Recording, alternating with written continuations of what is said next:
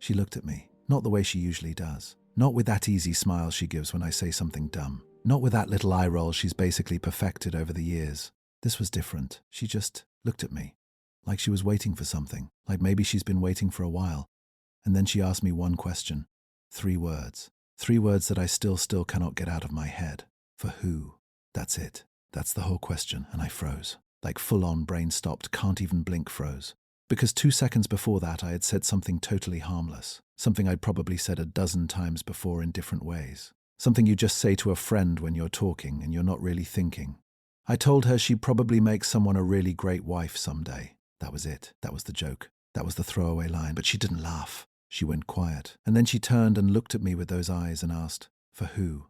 And in that moment I realized that maybe it wasn't a throwaway line at all. Maybe I had been building up to that sentence for years and just never noticed. But to understand that night, to really understand it, you gotta understand Charlotte.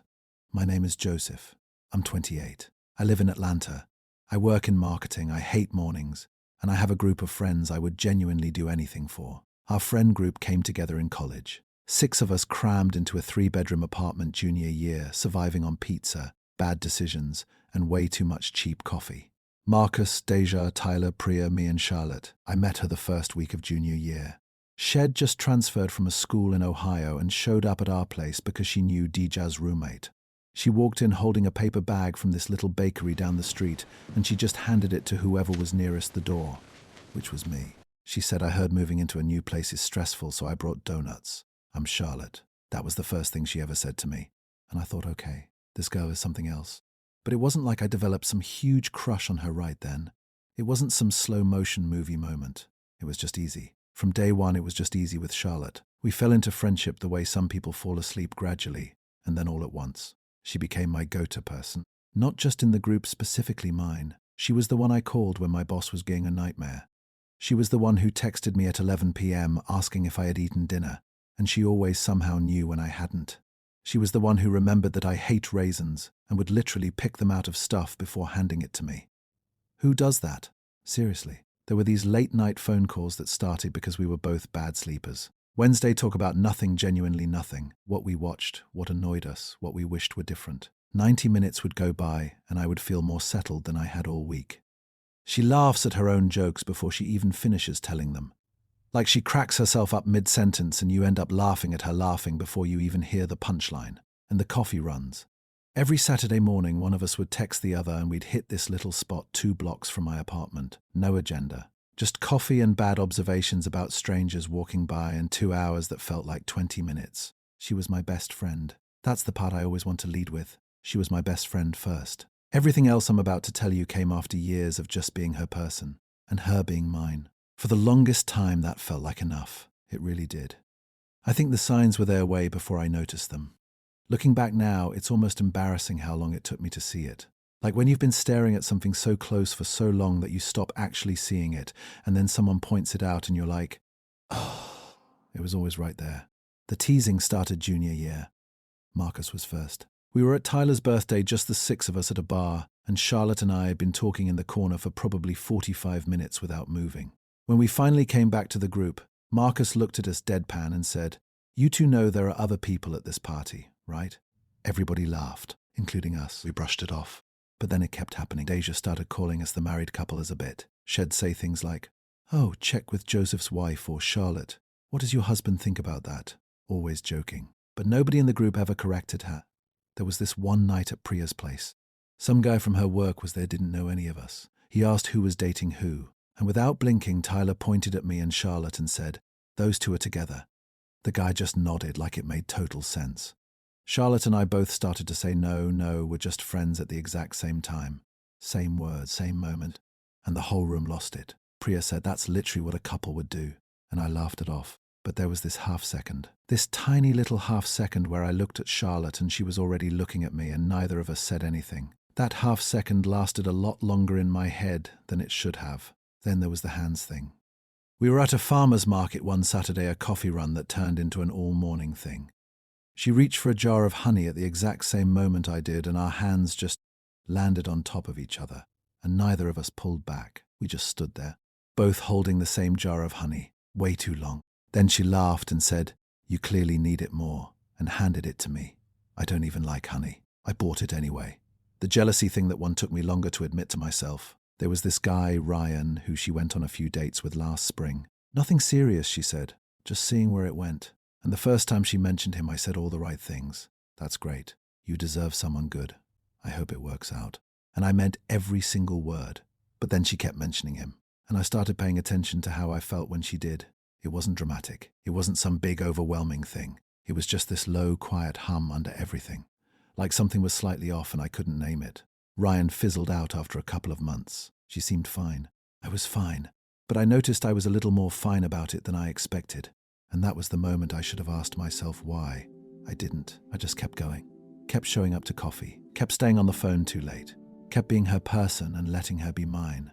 Because it was easy. And honestly, I think I was scared of what it meant if it was something more. It was a Thursday night. Nothing special about it.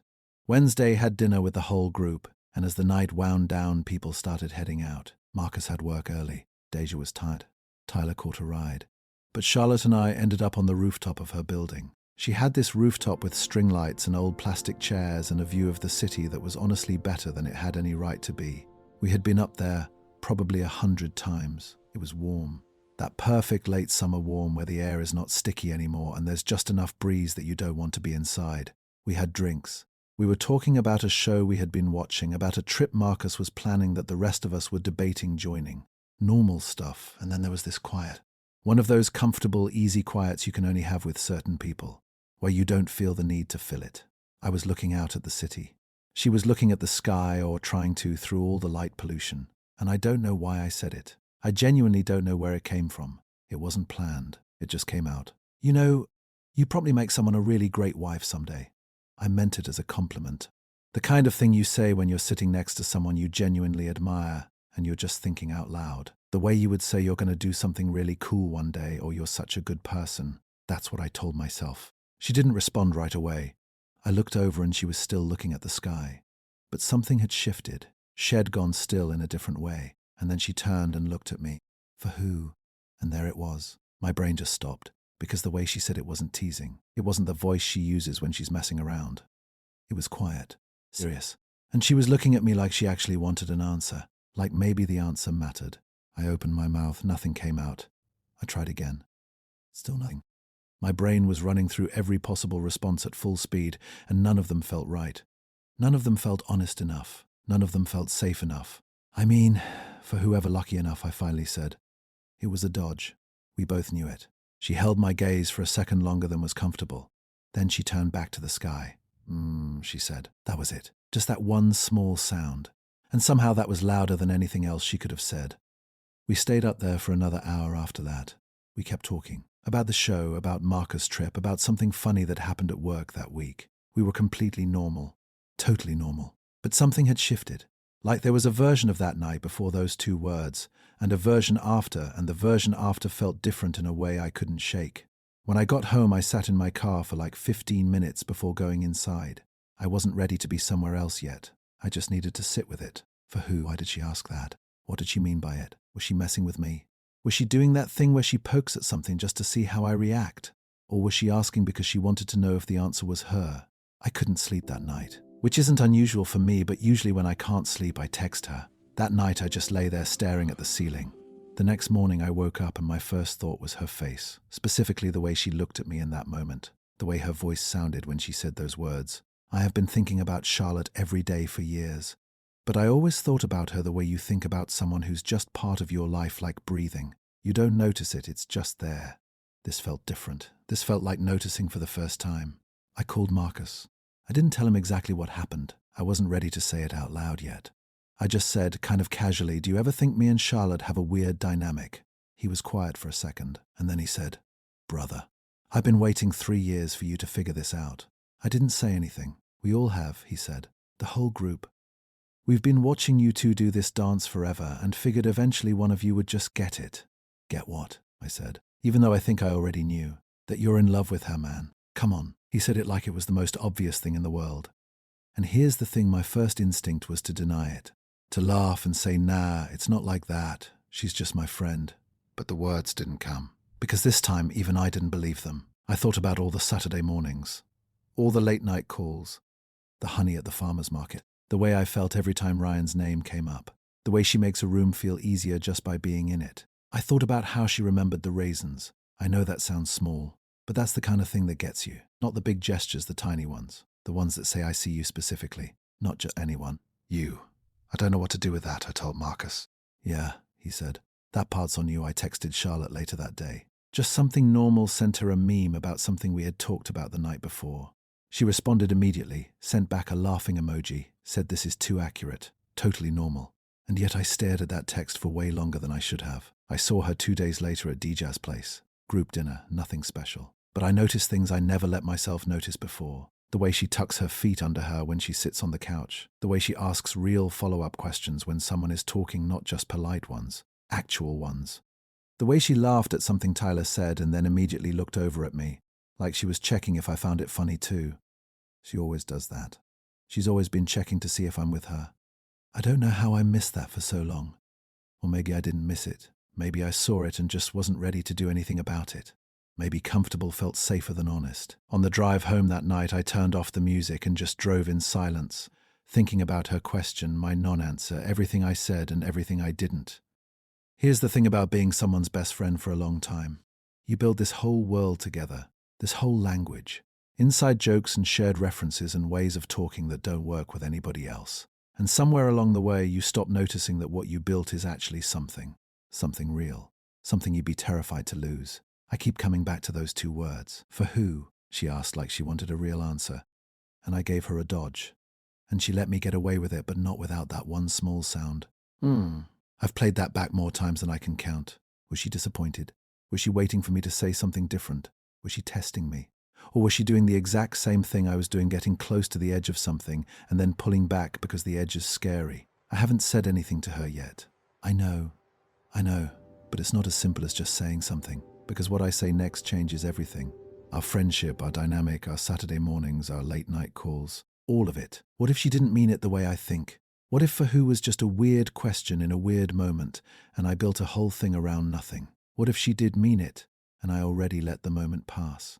What if she's sitting somewhere right now replaying the same silence? I don't have answers, not yet, but I've stopped pretending I don't have feelings.